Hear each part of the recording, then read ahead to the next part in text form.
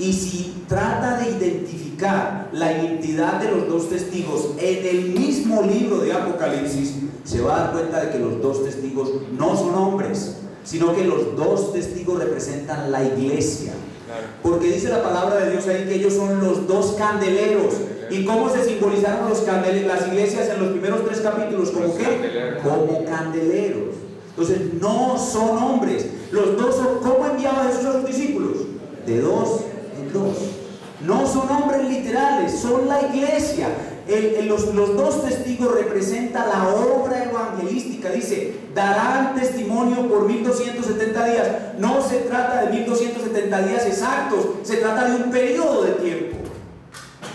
Ellos van a, ¿cuál es el testimonio de los dos testigos? Es la predicación del evangelio. ¿Cuál es el poder de los dos testigos? No es poder para que no llueva, es la oración de los creyentes, que influye sin lugar a dudas en todo el cosmos y su situación.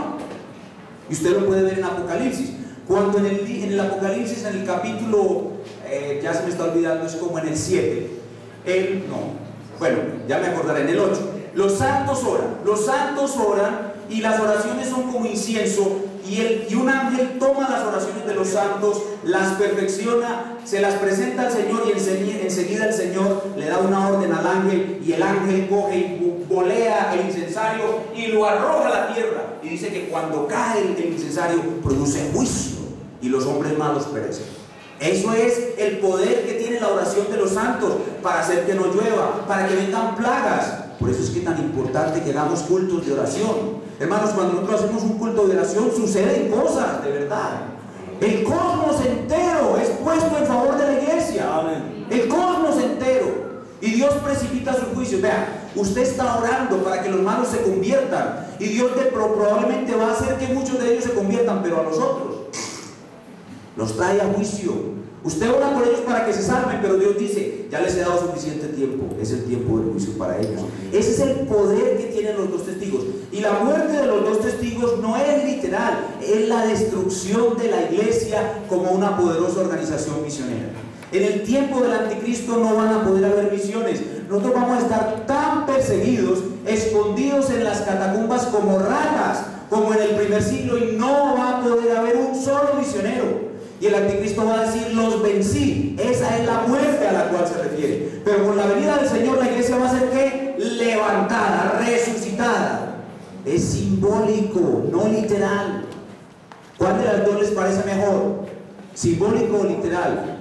Simbólico, es mucho mejor. Entonces, cuando uno se decide por una de las dos opciones, uno adquiere una postura escatológica. Aquí vemos algo literal, no es literal. La resurrección de los dos testigos, esto ya lo dije, es la victoria de la iglesia en la segunda venida de Cristo. El gran terremoto que ocurre donde mueren 7,000 hombres es el juicio que ha llegado de nuevo y es algo simbólico. Los 7,000 hombres representan la ejecución de todos los hombres impíos que hay sobre la faz de la tierra. Pero el principal problema y que ha generado toda la controversia y que ha producido todas las posturas y toda la dificultad es la interpretación de Apocalipsis 20 del 1 al 10. Vayamos allá.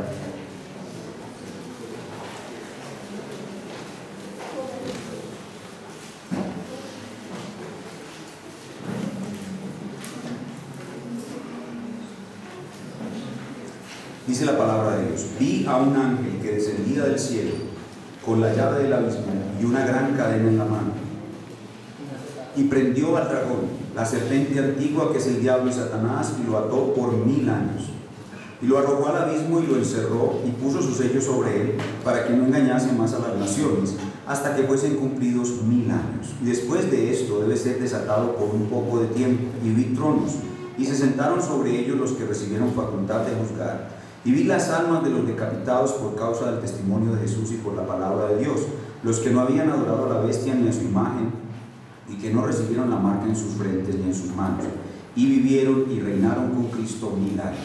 Pero los otros muertos no volvieron a vivir hasta que se cumplieron 1000 años. Esta es la primera resurrección. Bienaventurado y santo el que tiene parte en la primera resurrección. La segunda muerte no tiene potestad sobre esto, sino que serán sacerdotes de Dios y de Cristo y reinarán con él 1000 años. Cuando los 1000 años se cumplan, Satanás será suelto de su prisión y saldrá a engañar a las naciones que están en los 4 ángulos de la tierra, a Gog y a Magog, a fin de reunirlos para la batalla, el número de los cuales es como la arena del mar. Y subieron sobre la anchura de la tierra y rodearon el campamento de los santos y la ciudad amada. Y de Dios descendió fuego del cielo y los consumió. Y el diablo que los engañaba fue lanzado en el lago de fuego y azufre, donde estaban la bestia y el falso profeta, y serán atormentados día y de noche por los siglos de los siglos. Por segunda vez en el Nuevo Testamento y en un libro básicamente apocalíptico, de una literatura simbólica, se habla por segunda vez de que Satanás es atado. En el Nuevo Testamento, en los Evangelios, en Mateo 12, en Lucas, ahora no recuerdo el texto, se habla claramente que la primera venida de Cristo puso ataduras sobre Satanás. Satanás fue echado fuera, Satanás quedó atado. Dice, si el hombre fuerte no es atado, Satanás es el hombre fuerte y Cristo es el hombre súper fuerte, que viene y ata al hombre fuerte.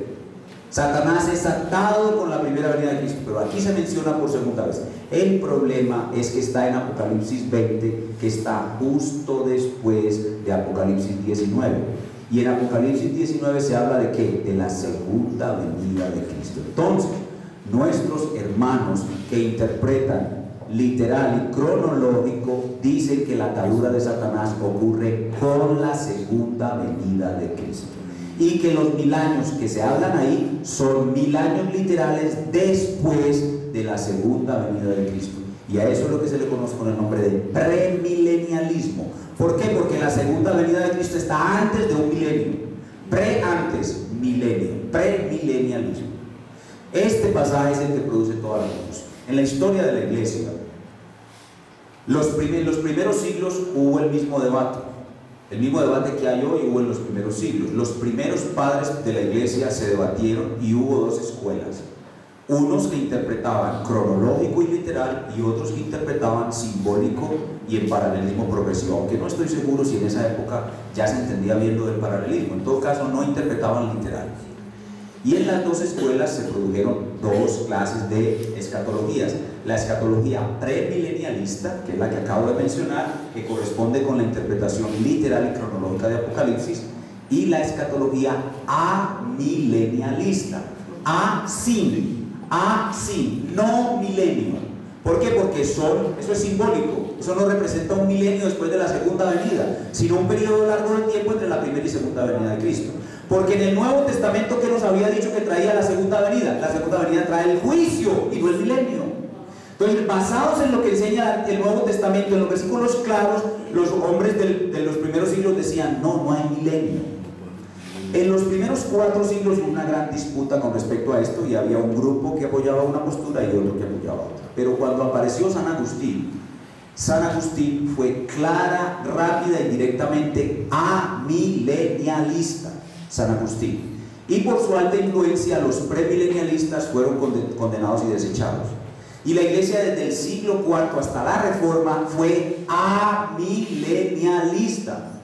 Los reformadores, Lutero, Calvino, Zwinglio, todos fueron amilenialistas. A partir de ahí, en la época de los puritanos, resulta que los puritanos estaban viviendo una vida cristiana tan floreciente. Imagina que Richard Baxter llegaba a un pueblito donde habían 3.500 personas y en 1 o 2 años habían 3.445 convertidos y 5 borrachos. Entonces ellos creían que el reino de Dios iba a llegar, ese poder para convertirse, ese poder para avanzar el reino. Entonces ellos creyeron que en un momento de la historia, por la agencia de ellos, en cualquier momento Dios iba a activar el milenio, y eso se llaman postmilenialistas. Y luego en 1850, cuando la iglesia estaba tal vez en un momento de frialdad espiritual, algunos hermanos pretendieron avivar la iglesia a punta de escatología y se inventaron una 4ª postura que se llama dispensacionalismo. Pero la iglesia fue, como voy a mostrar enseguida en un cuadro, primaria y mayoritariamente amilenialista. Y por eso es que los reformados, casi todos, somos amilenialistas, exceptuando algunos de los puritanos y algunos de hoy en día, de nuestros hermanos presbiterianos sobre todo, son postmilenialistas principalmente, porque interpretan este pasaje no literal, no cronológico, sino simbólico y figurado. ¿Está claro? Creo que eso les abre el panorama para entender mejor la Biblia y todo libro que leas de escatología. Entonces, ¿qué dice el hermano que interpreta literal y cronológicamente Apocalipsis 20 del 1 al 10? Que tienen que ser 1000 años de 365 días. Que como en Apocalipsis 19 está la segunda venida, estos 1000 años tienen que estar después de la segunda venida. Que el diablo tiene que ser atado con la segunda venida y desatado al final de los 1000 años. Que la gran batalla de Armagedón que se presenta en este pasaje tiene que ser una batalla literal con ejércitos de hombres enfrentados en el valle de Megiddo. Entonces nuestros hermanos han hecho de esto realmente una ficción muy compleja, y se imaginan a los chinos y a los rusos llegando al valle de Megiddo. Yo no sé cómo los van a acomodar allá, porque eso no es tan grande como para... Pero se imaginan allá que llegan todos los ejércitos en el valle de Megiddo y el anticristo es su capitán y la iglesia, que somos unos 20 o 30 pelagatos, llegando allá ellos con bazucas, granadas, tanques de guerra, y nosotros con piedras y ondas y palos, y de pronto se arma la batalla y Cristo regresa. Bueno, eso suena muy bonito, pero luego es una saga, es una ciencia ficción. Lo que el texto dice no es eso, no es eso. El texto habla de manera simbólica. Veamos aquí el cuadro número 6. Esta es la postura entonces que se conoce como premilenialismo, y en otros, más adelante, se aparece como dispensacional. Entonces, si yo interpreto Apocalipsis de manera literal y cronológica, este es el esquema que adopto de Apocalipsis. Del 1 al 3 habla de la iglesia, del 4 al 8, 18, la gran tribulación, el capítulo 19 de la segunda venida. Seguido cronológicamente el 20 habla del reino milenar, y el 21 y 22 del estado eterno. Entonces este reino milenar yo tengo que insertarlo en el esquema básico de la historia. El esquema básico de la historia es la creación, la caída, la promesa, el Israel en su problema, el remanente salvo, la primera y la segunda venida. ¿Dónde inserto este reino milenar? Lo tengo que insertar después de la segunda venida. ¿Por qué? Porque el 19 va antes que el 20, entonces lo meto aquí en este espacio. Entonces lo que hago es separar. ¿Recuerdan las relaciones indisolubles que les hablé? Tengo que separar la segunda venida del juicio, que había aprendido en Mateo 24